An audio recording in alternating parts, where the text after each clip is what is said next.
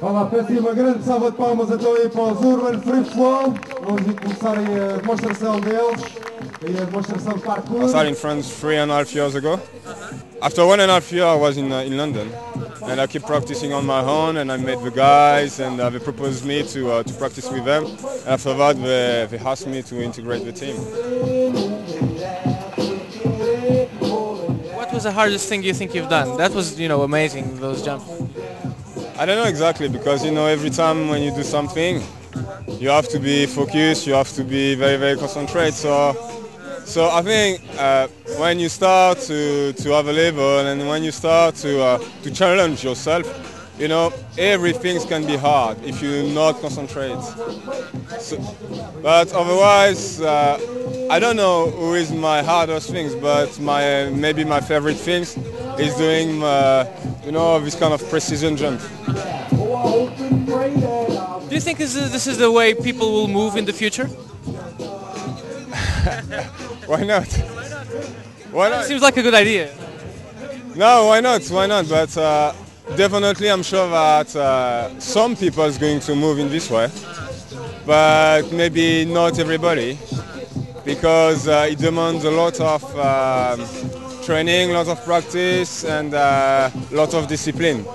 So yeah, maybe in the future we're going to see more people moving in this way, but maybe not every people.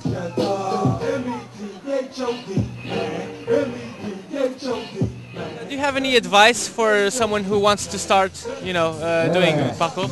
All the crazy stuff you can see on the television, it's just for the television. So don't do that.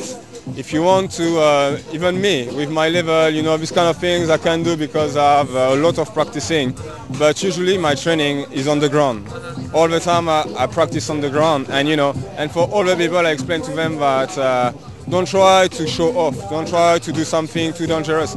Just keep practicing the basic on the ground, and you will see that just the fact to practice, you're going to develop your skill, you're going to improve your ability, and you'll be able maybe one day to feel confident when you are in the high level. But don't go to the high level, because it can be very, very dangerous, and it's not worth it. The kids don't realize the danger. They think that, it looks easy, I saw the guys doing a roof jump, so I'm going to do the same. But they don't understand that behind big jump we have hours and hours of practicing.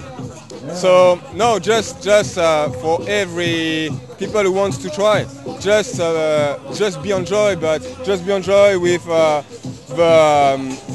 different element in the low level, and I can tell you by experiences, the feeling is the same. It's the same when you are in the high level or when you are on the ground.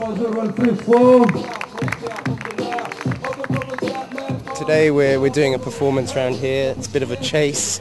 We follow each other around. Forrest here does some good precision jumps between the bars up high. That's quite an impressive move.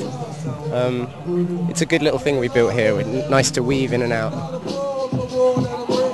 I started parkour 3 years ago at the beginning of our group Urban Free Flow. But I started it because I wanted to make films of it, because I thought it was very impressive. But when I tried it, I loved it, and I've been doing it since then. How did you find out about this activity? I looked it up on the internet to see if there was anyone doing it, and the internet's probably the best place to find out about it. And I found this website, the forum, lots of people speaking about parkour. It reminded me of being a kid again. When I first did my first few jumps, I remember doing the same things when I was young, but this time we were being more serious about it, and it's a skill which you carry around with you all the time, and it's quite useful. You find ways of doing it everywhere you go. So you carry it around with you, basically? Yeah, not like a skateboard where you have to remember it. You always have it. And when you travel to new places, you're always thinking about it, looking around you for things to do. What's been the most interesting place you've done this so far? There was a bridge in Newcastle in England, and we were inside the building, and there's lots of beams. We were balancing on them. That was very strange. There's a lot of places. We went to Singapore recently, and we get to go on when we're filming, we get to go on the roofs of buildings, which most people wouldn't get a chance to go on. So we see a lot of good views. I think the height is the most impressive thing.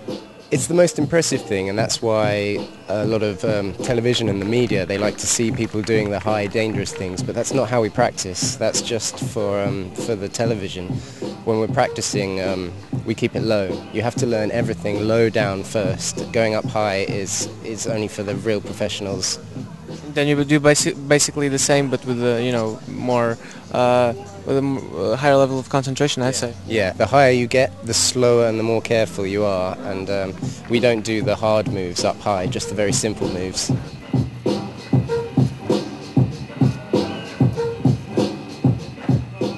Do you think it will be it's becoming fashionable to do parkour? Yeah, I think in England it's really cool at the moment. All the kids are getting into it. I think it's easy to get into because you don't need to buy anything. That's one of the great things. And I think a lot of people relate to it. They remember doing these things when they were young, and they want to give it a go. So yeah, I think it's going to catch on really quickly. This being an urban sport, have you ever tried doing this countryside? Yes, definitely. I heard that some of the first people doing it were doing it more in the countryside. They were imagining like hunting animals or things like that, where they have to race through the forest and climb trees really quickly, things like that.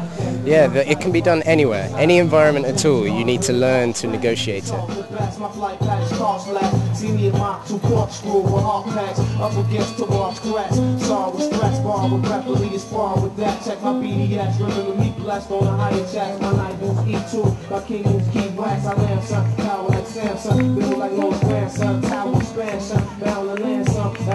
Peço uma grande salva de palmas aí para os Urban Free Flow.